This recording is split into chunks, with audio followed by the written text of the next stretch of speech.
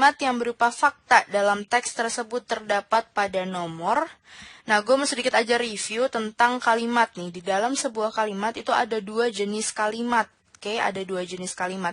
Yang pertama, seperti yang disebutkan di dalam soal, itu ada kalimat fakta.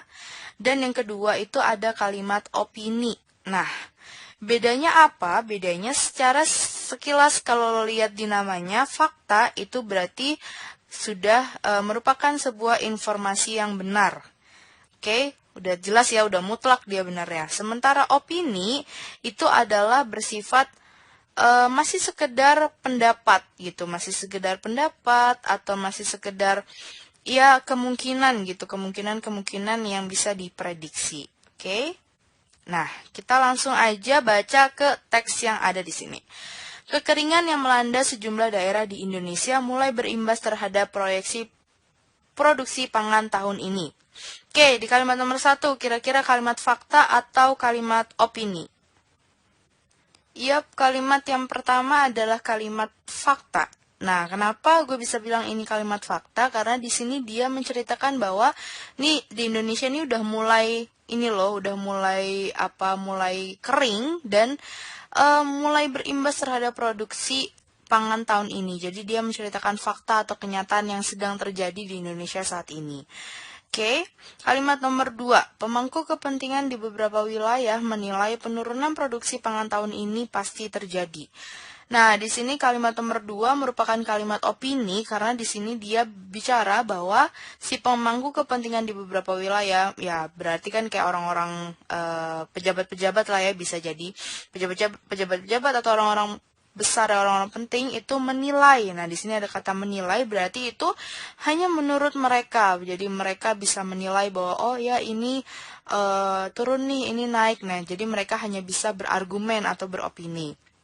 Kalimat yang ketiga, akibat kekeringan dan banyak yang gagal panen, produksi gabah akan berkurang. Nah, di sini ada kata akan berkurang. Nah, di sini kan berarti masih diprediksi dia itu akan berkurang. Yang berarti kan itu masih menjadi sebuah kemungkinan. Seperti yang lo harus ingat bahwa sebuah kalimat kalau dia berupa sebuah kemungkinan atau hal yang akan terjadi, itu masih berupa opini atau berupa ya masih pendapat aja ya gitu. Nomor 4, saat ini terdapat 820 hektar lahan persawahan di Pangandaran, Jawa Barat yang telah dinyatakan gagal panen atau pusok. Nah, kalimat nomor 4 ini adalah kalimat fakta. Kenapa? Karena di sini udah ada jumlah yang pasti nih. Di sini dia menceritakan bahwa ini ada 820 hektar lahan persawahan di Pangandaran yang udah gagal panen.